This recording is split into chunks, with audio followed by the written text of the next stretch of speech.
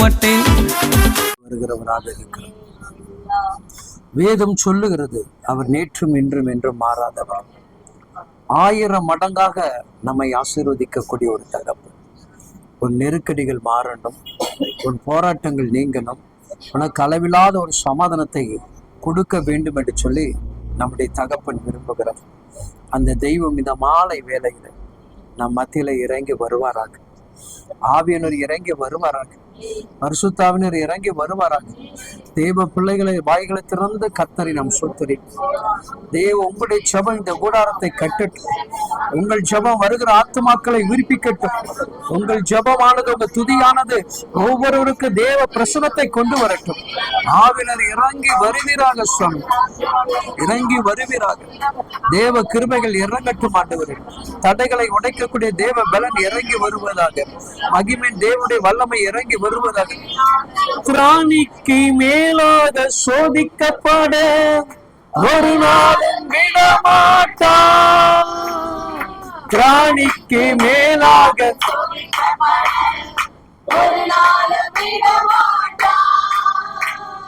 தாங்கிடும் வேலம் தருவா. நீ தப்பி செல்ல வழி செய்வா. தாங்கிடும் வழி செய்வா. நீ தப்பி செல்ல வழி செய்வா. தப்பி செல்ல வழி செய்வா. சொல்லுமே, கலங்கிடவே வேண்டாம்.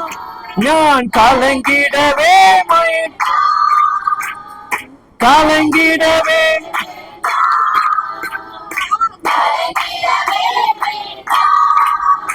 என் இயேசு கைவிட மாட்டா.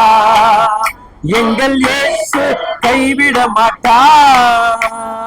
நல்லதொரு போராட்டம் போராடுவோம்.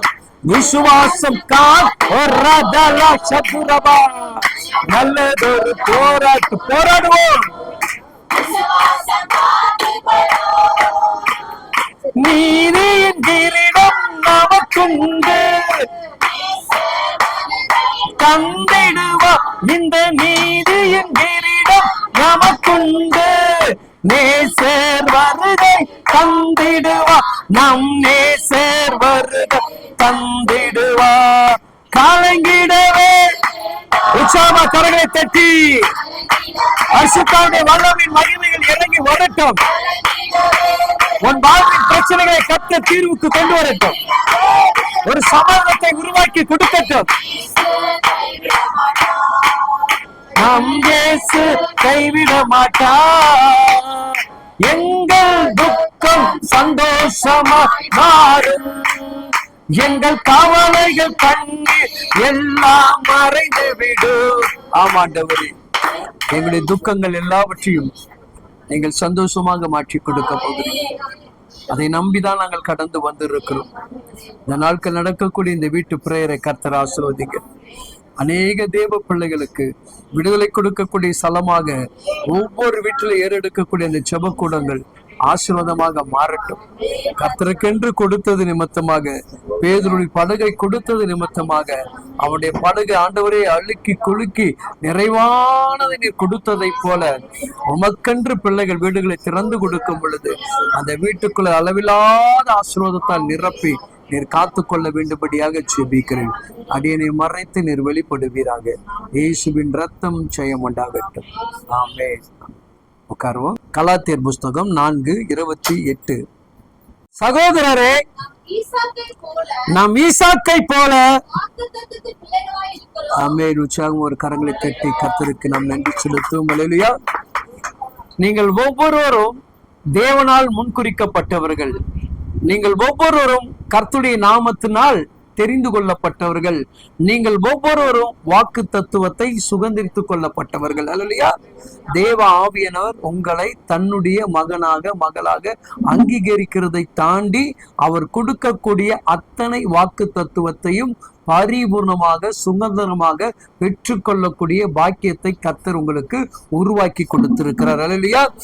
ஈசாக்கு தேவனால் முன்குறிக்கப்பட்டவன். ஈசாக்கு யாரால் முன்குறிக்கப்பட்டவன்?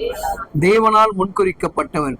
அதுபோல நீங்களும் நானும் ஆண்டவராகிய இயேசு கிறிஸ்துவினால் முன்குறிக்கப்பட்டவர்கள். இல்லையா?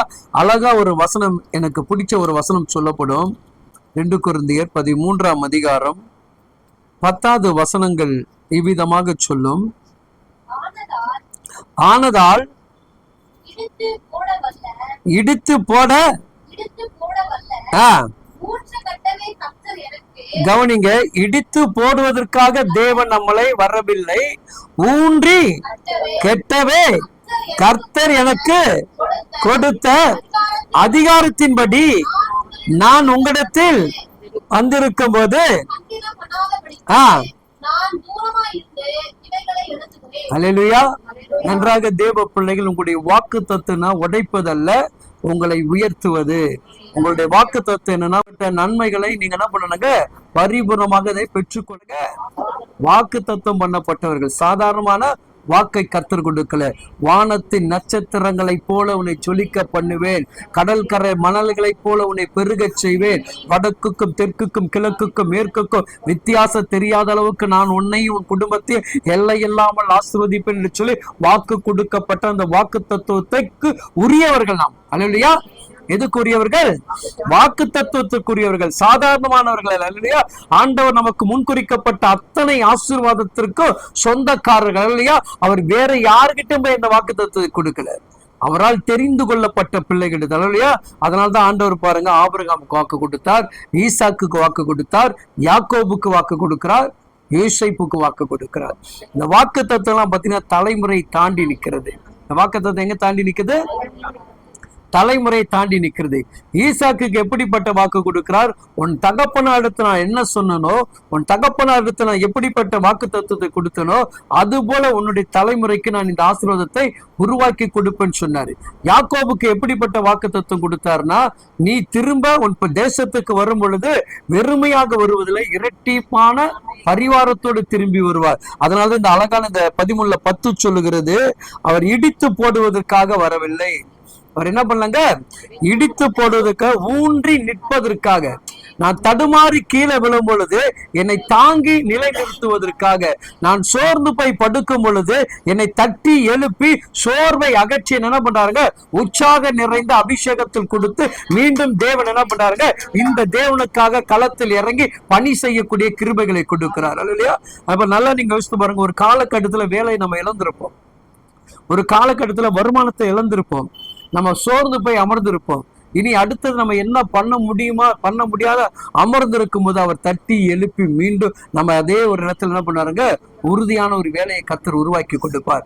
வெட்கப்படுகிற இடத்திலையும் வேதனைப்படுகிற இடத்தையும் நீங்கள் எப்பொழுது புரிந்து கொள்ளணும், அந்த இடம் தேவன் நமக்கான உயர்வுக்குண்டான இடத்தை மட்டும் நீங்க என்ன பண்றக்கூடாது, மறந்து விடக்கூடாது. இல்லையா? அவர் அப்படிதான் சொல்லியிருக்காரு வாக்கு. நீ எந்த ஸ்தானத்தில் வெக்கம் அடைந்தாயோ அங்க திரும்ப நான் உனக்கு இரட்டிப்பானதை கொடுத்து ஆசீர்வதிப்பேன் என்று கர்த்தர் சொல்லி இருக்கிறார். இல்லையா? அப்போ ஒருவேளை நம்மள சொந்தமோ சபையோ ஊழியர்களோ மற்ற விசுவாசிகளோ ஒருவேளை நம்மளை பார்த்து நிந்தித்து அவமானப்படுத்தியிருந்தால் அவர்களுக்கு முன்பாக தேவாதி தேவன் நம் தலைகளை உயர்த்தி காலூனி நிற்க வைக்கிறவன். அல்லேலூயா. அப்படிப்பட்ட ஒரு வாக்குகளை பெற்றிருக்கிற நீங்கள் அதை இழந்து போகக்கூடாது. அல்லேலூயா.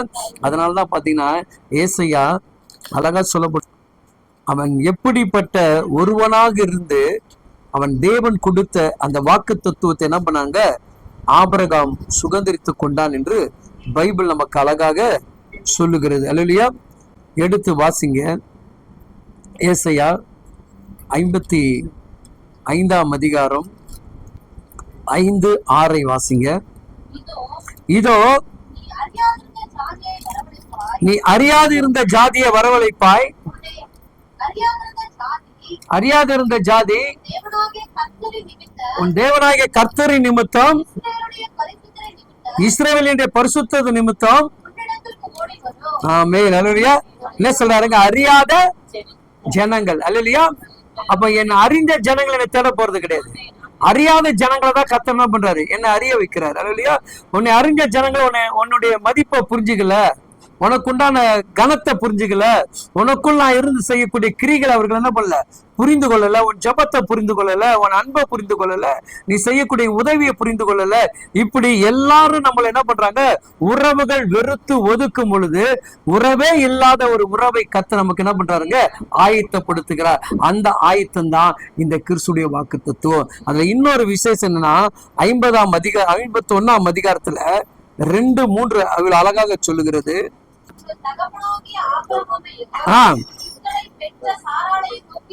பாருங்க என்ன சொல்றாருங்க, ஆபிரகாமையும் சாராளையும். அவங்க நம்மள பெத்தாங்களா? என்ன சொன்னாரு? அவங்களுக்கு ஆண்டவர் என்ன வாக்கு கொடுத்தாரு? தகப்பன் என்கின்ற ஜாதிகளுக்கு நீ யாரா இருப்ப? சாராளை பார்த்தனாங்க தாய்க்கு தாயா இருப்ப. ஆதியாகமம் 17ஆம் அதிகாரம் நினைக்கிறேன். அல்லேலூயா. நல்லா கவனிச்சு பாருங்க. அதை கர்த்தர் என்ன பண்றாருங்க, நினைவுபடுத்துகிறார். அந்த வாக்கு தத்துவத்தை யாருக்கிட்ட நினைவுபடுத்துறாருங்க? ஏசாயா என்கின்ற ஒரு மாபெரும் தீர்க்கதரிசி அதை நமக்கு என்ன பண்றாருங்க, உணர்த்துகிறார். அதை நமக்கு என்ன பண்றாருங்க, உணர்த்தி சொல்லுகிறதை இந்த பைபிள்ல பாக்குறோம். எடுத்து வாசிங்க. 5வது வசனத்தையும் 16வது வசனத்தையும் வாசிங்க. நான் உன்னை திரளான ஜனங்களுக்கு இல்ல ஜாதிகளுக்கு கவனிங்க என்ன சொல்றாருங்க, எதை ஏற்படுத்துறாரு? அவர் எப்படி ஏற்படுற? தகப்பனாக. அப்ப அந்த தகப்பனுடைய பிள்ளைகள் நாம். அல்லேலூயா. அதான் பாருங்க, சாராளை பார்த்து சொல்றாரு 16ஆம் அதிகாரத்துல, நான் அவளை ஆசீர்வதித்து அவளாலே உனக்கு ஒரு குமாரனையும் தருவேன், அவள் ஜாதிகளுக்கு எப்படி இருப்பாளாம்? தாயாக. அல்லேலூயா. இப்ப இந்த வசனம் உங்களுக்கு புரியுதா? ஏசாயா வசனம் புரியுதா? இப்ப வாசித்து பாருங்க. உங்கள் தகப்பனாகிய ஆபிரகாமையும் யாரை நோக்கி பாருங்க? சாராளை, பெற்ற சாராளை. ஆமென். அல்லேலூயா.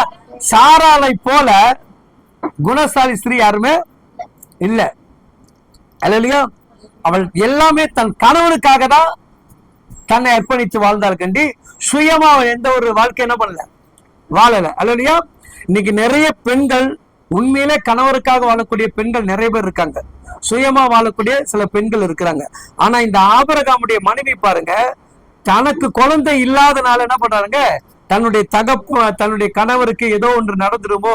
கவனிங்க, சாராளை போல ஒரு கணவனுக்காக தன்னை அர்ப்பணித்த ஸ்ரீ இல்ல. அல்லேலூயா. அதே போல ஈசாக்கு அமைந்த மனைவி அப்படிதான். அல்லேலூயா. அப்ப இந்த சாராள் என்ன, தன் கணவனுடைய நலனுக்காகவோ தன்னுடைய கணவனுடைய அன்புக்காகவோ தன்னையே என்ன பண்றா, கிரையை செலுத்துறார், தன்னையே விட்டு கொடுக்கிறார். தனக்கு உண்டான ஆசீர்வாதத்தை கூட என்ன பண்றார், விட்டு கொடுக்கிறார். அப்படி விட்டு கொடுக்கிறதுக்கு காரணம் என்ன? அல்லேலூயா. தேவனுடைய வாக்கு தத்துவத்திற்கு தன்னை ஆயத்தப்படுத்தக்கூடிய தாயாக மாறினார். அல்லேலூயா. அப்படி மாறும் போதுதான் இன்றைக்கு உங்களுக்கு எனக்கு அந்த வார்த்தை சொல்லுகிறது. மறுபடியும் இப்ப வாசிங்க. உங்கள் தகப்பனாகிய ஆபிரகாமையும் உங்களை பெற்ற சாராளையும் நோக்கி பாருங்கள். அவன் ஒருவனாக இருக்கையில்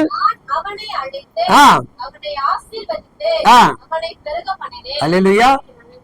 இப்ப நீங்க எப்படி அழைக்கப்பட்டிருக்கீங்க?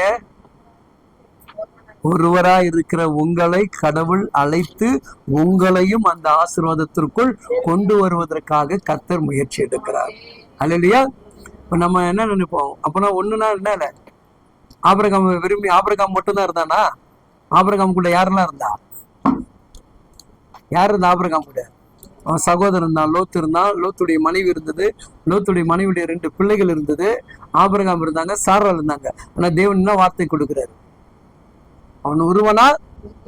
இப்ப நீங்களும் நானும் ஆவியானவர்கிட்ட போகும்போது நீங்களான ஒருவர் தான், சிங்கிள் மேன். குடும்பம் கிடையாதாங்க. குடும்பத்தோட நீ போய் உன்னால என்ன பண்ண முடியாதுங்க, ஜெபிக்க முடியாது. அல்லேலூயா. குடும்பத்துக்காக நீ என்ன பண்ணலாம், இவங்களை ஆசீர்வதிங்க, இவங்களை பலப்படுத்துங்க, அவங்களை இது பண்ணுங்க சொல்லிக்கலாம். ஆனால் உன்னுடைய தனிப்பட்ட வாக்கு தத்துவத்தை உன் குடும்பத்துக்கு கர்த்தர் கொடுக்க மாட்டார். யாருக்கு? இப்ப உன்னை குறிச்சு பேசினா உங்ககிட்ட மட்டும் தான் பேசுறாரு. மகளே, உன்னை கொண்டு உன் குடும்பத்தை ஆசீர்வதிப்பேன், உன் பிள்ளைகளை ஆசீர்வதிப்பேன் சொல்றாரு. அதே போல உன் கணவர்கிட்ட வேறு விதமாக பேசுவார். அப்போ தேவனுடைய பிள்ளைகள், அதனாலதான் அந்த வார்த்தை சொல்லுது, அவன் ஒருவனா இருக்கையில். அல்லேலூயா. அப்படி யாருங்க இப்ப நீங்க ஆண்டவர் என்ன கேட்கலாம், ஆண்டவரே நான் வெறுமையாகவும் ஒருவனாகவும் சமூகத்தில் வந்து நான் செபிக்கிறேன், எனக்கு உண்டான வாக்கு தத்துவத்தை நான் என்ன பண்ணணும், சுகந்தரித்துக் கொள்ளணும். அல்லேலூயா. அப்போ ஆபிரகாமுக்கு கொடுக்கப்பட்ட அந்த வாக்கு தத்துவங்கள் சுகந்தரித்துக் கொள்ளப்பட்டதாக மாறியது. அல்லேலூயா. அடுத்த வசனம் அழகா சொல்லுது பாருங்க, ஏசாயா 51:2-3. கர்த்தர் சீயோனுக்கு ஆறுதல் செய்வார். நல்லா கவனிச்சுங்க என் அன்பான தேவ பிள்ளைகளே, இதை வாக்கு தத்துவமாக நீங்க என்ன பண்ணுங்க, சுகந்தரித்துக் கொள்ளுங்க. அல்லேலூயா. கோடிட்டு வச்சுங்க. யாராவது பெண்ணுக்குன்னு வச்சுன்னா என்ன பண்ணுங்க, நல்லா கோடிட்டு வச்சுக்குங்க. கவனிங்க. இப்ப வாசிங்க மறுபடியும். பக்கத்துல பார்த்து சொல்லுங்களேன். கர்த்தர் எனக்கு ஆறுதல் செய்வார், என்னுடைய பாலான சலத்தை தேற்றுவார். உற்சாகம் கறந்துட்டுங்களேன். அல்லேலூயா. அல்லேலூயா. எதை செய்வாருங்க? எதெல்லாம் பாலாகி இருக்கிறதோ, எதையெல்லாம் கட்ட முடியாமல் இருக்கிறதோ, எதையெல்லாம் நொறுக்கப்படுகிறதோ, எதையெல்லாம் நமக்கு ஒன்றுமே இல்லாமல் இருக்கிறதோ, இன்றைக்கு தேவ பிள்ளைகளை இந்த வாக்கு தத்துவத்தை கர்த்தர் உங்களுக்காக சுதந்திரமாக கொடுக்கிறார். அதை தீர்க்கதரிசியாக கொடுக்கிறார். தேவனுடைய வாயிலிருந்து புறப்படுகிற வார்த்தைகள் ஒன்றுமே வெறுமையாகாது. உண்மையான தீர்க்கதரிசியுடைய வாயிலிருந்து புறப்படக்கூடிய வார்த்தைகள் என்றைக்கு உங்களுக்கு வெறுமையாக திரும்பாது. இன்றைக்கு கர்த்தர் சொல்லுகிறார், நான் உனக்கு ஆறுதல் படுத்துவேன். ஒருவேளை உன் வாழ்க்கையில முன்னேற முடியாதபடி நீ பழமையாக காணப்பட்டார், இல்ல வெறுமையாக காணப்பட்டார், இன்றைக்கு கர்த்தர் சொல்லுகிறார், அதை நான் என்ன பண்ணுவேன், தேற்றுவேன். பக்கத்துல கைப்பிடிச்சு சொல்லி பாருங்க, கர்த்தர் என்னை ஆறுதல் செய்வார், கர்த்தர் என்னை தேற்றுவார். சத்தமா சொல்லுங்க, கர்த்தர் எனக்கு ஆறுதல் செய்வார், கர்த்தர் என்னை தேற்றுவார். ஆமென். அல்லேலூயா. திருத்தி அழகா வாசிங்க பார்க்கலாம். அப்படி படிக்க, கர்த்தர் எனக்கு, உங்க பேரை போட்டுங்க இந்த இடத்துல. சீயோன் என்பது ஆசீர்வதிக்கப்பட்டது. நீங்க யாரு? ஆசீர்வாதத்தை சுகந்தரித்துக் கொள்ள அந்த இடத்துல போட்டுக்கிறீங்க. கர்த்தர் எபினேசருக்கு ஆறுதல் செய்வார், எபினேசருடைய சூழ்நிலையை மாற்றி கொடுப்பார், தேற்றுவார். அடுத்து சொல்லப்படுது வாசிங்க, அதின் வனாந்தரத்தை எப்படிங்க, ஏதேன் தெரியுமா? எப்படி இருந்துச்சு அந்த தோட்டம்? எப்படியா? பாலும் தேனும் ஓடக்கூடிய தேசம். அப்படியே நதி எங்க இருந்து வரும்? அப்படியே 5 முறை என்ன பண்ண அந்த இடத்த எங்க பார்த்தாலும் கனி செடி. அல்லேலூயா. அது போல நீங்களாம். அது போல கர்த்தர் என்ன பண்ணுவாங்க, கசந்த உங்க வாழ்க்கையை மதுரமாக கர்த்தர் மாற்ற விரும்புகிறார். அல்லேலூயா. இந்த வசனம் என்ன சொல்லுதுங்க, அதில் வனாந்தரத்தை எப்படி இருக்குமா? என் வாழ்க்கை சொல்லி பாருங்க, இப்படி சொல்லி பாருங்க, என் வாழ்க்கை வனாந்தரம் நிறைந்த வாழ்க்கை தான், கரடுமுள்ளான வாழ்க்கை தான், முள்ளில் விதைக்கப்பட்ட வாழ்க்கை தான், போராட்டம் நிறைந்த வாழ்க்கை தான். ஆனா நான் தான் யாருங்க, ஏதேன் தோட்டத்தை போல செழிப்புள்ளவன். அல்லேலூயா. ஒவ்வொரு முறை நீங்கள் வசனங்களை படிக்கும் பொழுது நான் எப்போ சொல்லுவேன் தான், வாக்கு தத்துவத்தை கர்த்தர் கொடுக்கிறது எதுக்குன்னா சுகந்தரித்துக் கொள்வதுதான். இந்த வசனத்தை என்னைக்காவது இந்த மாதிரி ஒரு அனுபவத்தோடு படிச்சிருப்பீங்களா? அதுதான் நம்முடைய பிரச்சனையே. இல்லையா? வசனத்தை என்ன படிக்கணுங்க, எனக்காக கர்த்தர் கொடுக்கிறார். நான் போய் முழங்காலில் நின்று ஜெபித்தால் என் ஜெபத்துக்கு கர்த்தர் கொடுக்கக்கூடிய வாக்கு தத்துவங்க, நான் உன்னை ஆறுதல் படுத்துவேன். அவர் என்ன சொல்றாங்க, என் குடும்பத்தை எழுப்பி கட்டுவார். அடுத்து என்ன சொல்றாருங்க, என் வீடு எப்பொழுதும் எப்படி இருக்குமா, ஏதேன் தோட்டத்தை போல. ஏதேன் தோட்டத்துல ஏதாவது குறை இருந்துச்சா? என்ன, ஒரு குறையும் கிடையாது. இல்லையா? அங்க தூக்கத்துக்கு பஞ்சம் கிடையாது, ஆகாரத்துக்கு பஞ்சம் கிடையாது. ஆண்டவர் வந்து பேசுற இடம். யார் பேசுற இடம் சொல்லுங்க, யார் பேசுற இடம்? யார் பேசுற இடம்? இப்ப என் வீடு எப்படிப்பட்ட வீடு? ஏதேன் தோட்டத்தின் வீடு. சொல்லுங்க பார்க்கலாம், பக்கத்துல பார்த்து சொல்லுங்க. அல்லேலூயா. என் வீடு எப்படிப்பட்ட வீடு? ஏதேன் தோட்டத்தின் வீடு. அல்லேலூயா. அப்ப தேவ பிள்ளைகள் அழகாக மறுபடியும் வாசிங்கம்மா. மறுபடியும் ஃபர்ஸ்ட் இருந்து வாசிங்கம்மா. கர்த்தர் எபினேசருக்கு ஆறுதல் செய்வார், இல்லையா? இல்ல எல்லாரும் வாசிங்க, பைபிள் வச்சிருந்தா சத்தமா உங்க பேரை சொல்லுங்க. பரலோகம் அப்படியே மகிமைப்படுத்தா. என்னுடைய வீட்டை எவையெல்லாம் பாழாக போயிருக்கிறதோ அதை தேற்றுவார். சொல்லுங்க. ஒருவேளை கணவர் வேலைக்கு போகாம இருக்கலாம், குடிகாரா இருக்கலாம், இல்ல ஒன்றுக்கும் உதவாதாக இருக்கலாம். உன் ஜெபம் என்ன பண்ண போதுங்க? உதவுவதாக மாற்ற போகுது, உருவாக்க போகுது, செழிப்பை மாற்ற போகிறேன். இப்ப அடுத்த வாசிங்க. என்னுடைய வனாந்தரத்தின் வாழ்க்கையே ஏதோனை போல, சொல்லி பாருங்க. என் வனாந்தரத்தின் வாழ்க்கையே, என் வறண்ட நில வாழ்க்கையே இப்ப எப்படி மாறுதுங்க? ஏதோனை போல மாறுகிறது. அளவையா வாசிங்க அடுத்தது. எப்படிங்க? எப்படி? பார்க்கும் போது ஏதோ ஒரு பாலணிஞ்ச கூடாரத்துல உட்கார்ந்த மாதிரி இருக்கு. கர்த்தருடைய தோட்டம். யாருடைய தோட்டம்? கர்த்தருடைய தோட்டம். அல்லேலூயா. எப்பொழுதும் வீட்டுக்குள் வந்து தேவ மகிமையும் தேவ கிருபைகளும் பெற்றுக்கொள்ள கூடாரமாக அப்படி மாறும். இப்ப என்னுடைய வீடு எப்படிங்க? சத்தமா சொல்லுங்களேன். யாரு? என் வீடு எப்படி? எப்ப எடுத்தாலும் எதுவும் குறையாது. சொல்லுங்க. என் வீட்டுல என்ன இருக்காது? ஆகாரம் குறையாது, எண்ணெய் குறையாது, மாவு குறையாது. என்ன சொல்லுவாங்க? அரிசியா? அரிசி பருப்பு எதுவுமே குறையாதுப்பா. சொல்லுங்க. அல்லேலூயா. என் வீடு எப்படிப்பட்டதுங்க? சொல்லுங்க. என் வீடு எப்படிப்பட்டது? நான் நினைச்சா எடுத்து சமைச்சு சாப்பிடலாம். சொல்லுங்க சத்தமா. நான் நினைச்சா அந்த அளவுக்கு என் வீட்டை கர்த்தர் என்ன பண்றாருங்க? அவருடைய தோட்டமாக மாற்றுகிறார். அல்லேலூயா. ஏன்னா அவரு தோட்டத்துல இருந்தீங்கன்னா ஒருத்தர் உள்ள வர முடியாது. அல்லேலூயா. ரோட்ல போற எந்த அசுத்தமும் உள்ள வராது. ஏன்னா உங்க வீடு யாருடைய வீடு? சத்தமா சொல்லுங்க. பதில் ஒரு கைப்பிடிச்சு சொல்லி பாருங்க. என் வீடு என்ன வீடுங்க?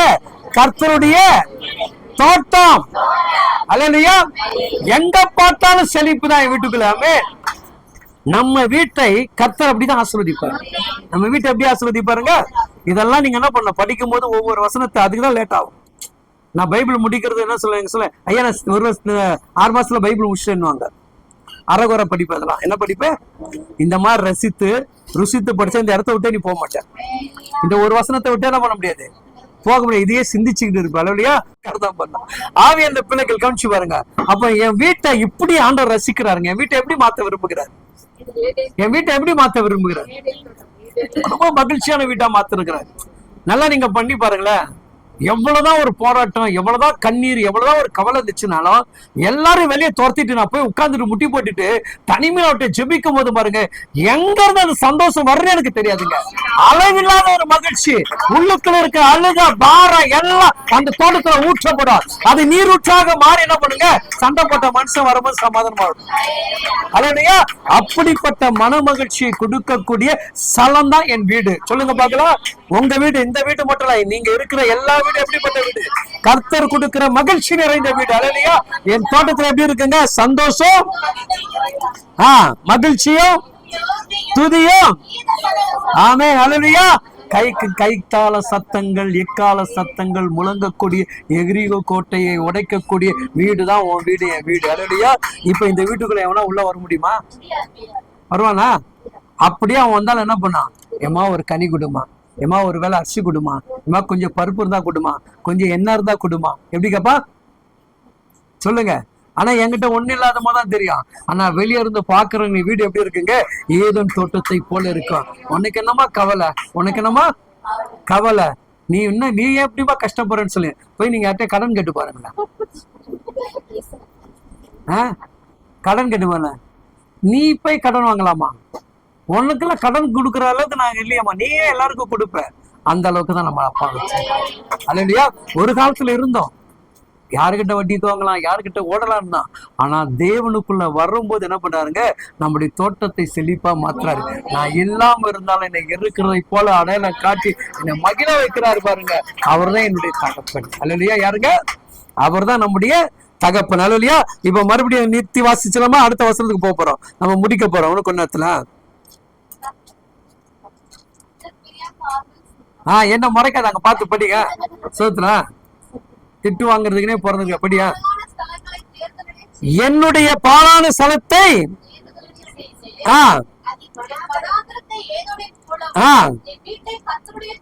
கவனிங்க, இதெல்லாம் நீங்க குறிச்சுக்கணுங்க. நல்லா நல்லா திரும்ப சொல்றேன். கர்த்தர் என் வீட்டை எப்படி மாத்துறாருங்க? அவருடைய தோட்டமாக மாற்றுகிறார். ஒவ்வொரு முறை ஜெபிக்கிற ஆண்டவரே, இது உம்முடைய வீடு, நான் ஆதாளை போல ஏவாளை போல கீழ்ப்படியாமல் இருக்க மாட்டேன். இந்த வீட்டுக்குள்ள எப்படி இருப்பேன்?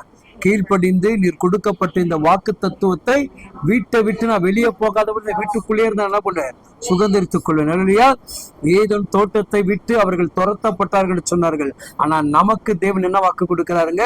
இதுதான் உன்னுடைய தோட்டன்றாரு. அல்லையா? நீ இருக்கிற அது நரகமான வீடா கூட இருக்கலாங்க, நீ இருந்தா அது நரகத்தை கூட சொர்க்கமாக மாத்துகிறார். இல்லையா? ஏன்னா உன் வீட்டை அவரு எடுத்துக்கிறாரு. யார் எடுத்துக்கிறாரு? கர்த்தர் எடுத்துக்கிறாரு. இல்லையா? ஏமா நீ எத்தனை முறை ஜெபிச்சிருப்ப, எத்தனை முறை துதிச்சிருப்ப, இந்த துதியில எத்தனை முறை நான் வாசம் பண்ணி அப்படி இப்படி போயிட்டு வந்திருப்பேன். என் கால் பட்ட உன் வீடு எப்படிமா ஒரு சத்துருக்குள்ள வீடாக மாறும்? நீ நம்பிக்கையோடு கூட கர்த்தருன்னு சொல்ல. இல்லையா? எப்போதும் ஒண்ணு புரிஞ்சுக்குங்க. அப்படிதான் ஒரு சிஸ்டர் சொன்னாங்க, நாங்க அந்த வீட்டுக்கு போனது வியாதி வியாதி வியாதின்னாங்க. இல்லையா? என் உடம்புல இருக்கிற வியாதிக்கும் அந்த வீட்டுக்கு என்ன சம்பந்தம்? இல்லையா? இல்லையா? அப்ப என் வியாதியை நான் என்ன பண்ணலங்க? முறியடிக்கக்கூடிய வாக்கு தத்துவத்தை சுதந்திரித்துக் கொள்ளவில்லை. எதை சுதந்திரித்துக் கொள்ளல? முறியடிக்கக்கூடிய வாக்கு தத்துவத்தை சுதந்திரித்துக் கொள்ளப்படல. இங்கு நமக்கு ஆண்டவர் சொல்லக்கூடிய வார்த்தை என்ன சொல்றாருங்க? கர்த்தருடைய தோட்டம் போல் இருக்கும். அல்லையா? யாரு போல இருக்கும்? கர்த்தருடைய தோட்டம். அல்லையா? அப்ப அவர் என்ன பண்ணாரு?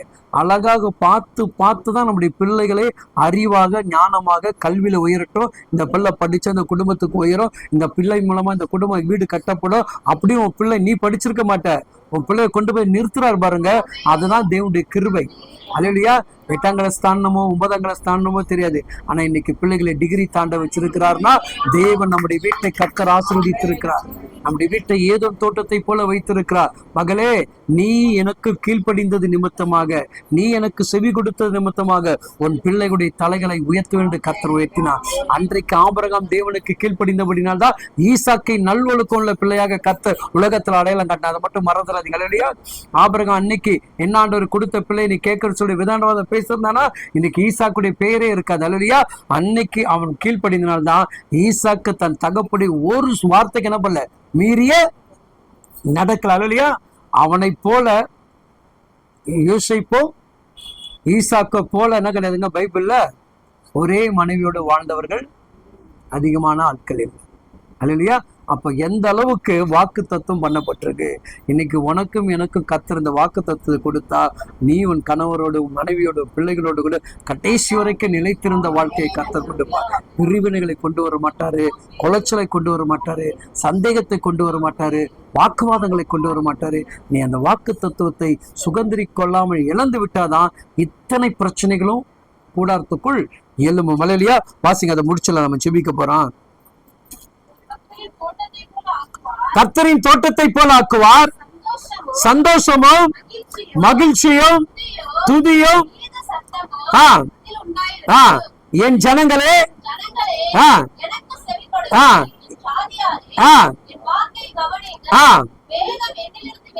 வேதம் என்னிலிருந்து வெளிப்படும். ஆமென். அல்லேலூயா. எப்படிங்க? இதெல்லாம் கொடுத்துட்டு எதை கையில கொடுக்கிறாரு? இந்த பட்டயத்தை கையில கொடுக்கிறார். வாக்கு தத்துவத்தை கர்த்தர் கையில கொடுக்கிறார். அல்லேலூயா. அப்ப தேவனுடைய வாக்கு தத்துவத்தை பெற்றவர்கள் நீங்கள் யாருங்க? வாக்கு தத்துவத்துக்கு சொந்தம் உள்ளவர்கள் நீங்கள். அந்த வாக்கு தத்துவத்தை என்னைக்கு நம்ம கேட்கணும். அழகா ஒரு வசனம் சொல்லும் புதிய ஏற்பாடுல.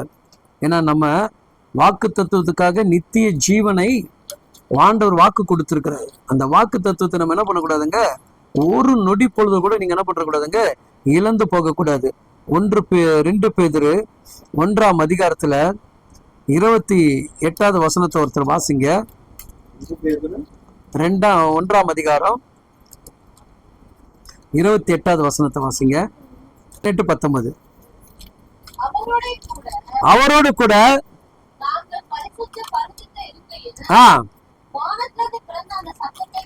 வானத்திலிருந்து பிறந்த அந்த சத்தத்தை கேட்டோம். அதிக உறுதியான என்ன வசனங்க? அதிக உறுதியான தீர்க்க தரிசன வசனம் நமக்குண்டு. பொழுது விடிந்து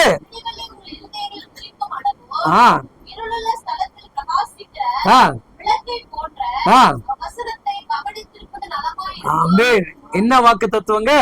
நித்திய ஜீவனுக்குண்டான வாக்கு தத்துவத்தை கர்த்தர் கொடுத்திருக்கிறார். நல்லா கவனிச்சு பாருங்க என் அன்பு தேவ பிள்ளைகளே. இன்னொரு வசனம் அழகா சொல்லுவோம். 1 யோவான் 2ஆம் அதிகாரம் 25வது வசனம் இப்படியா சொல்லும் பாருங்க. நித்திய ஜீவனை அளிப்பேன் என்று என்பதே அவர் நமக்கு சொன்ன அல்லேலூயா. கொடுக்கிற ஒவ்வொரு வாக்கு தத்துவத்தையும் நம்மளுடைய எதிர்காலத்தை குறித்தான் கர்த்தர் என்ன பண்றாரு?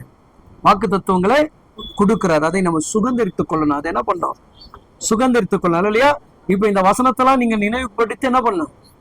ஜெபிக்கணும். இப்ப நீங்க உங்க வீடு என்ன வீடு? சொல்லுங்க.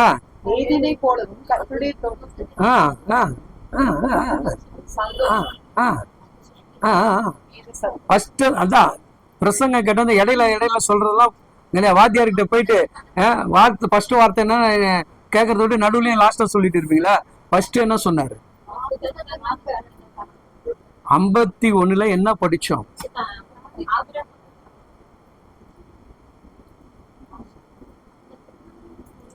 சொல்லுங்க. தகப்பனாக நோக்கி பாருங்க, நோக்கி பாருங்க. சொல்லுங்க. ஒருவனாய் இருக்கையில்.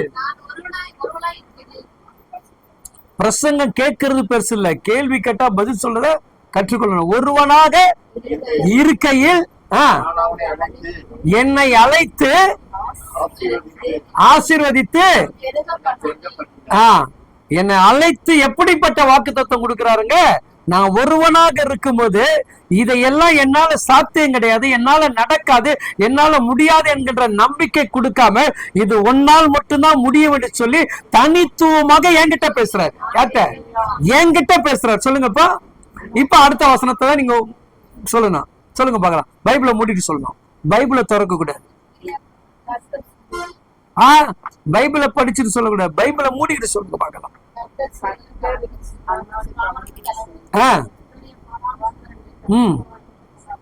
மனுஷுக்குள்ளேயே சொல்லிக்கிட்டு போங்கம்மா. சொல்லுங்க. என்ன பண்ணுவாரு?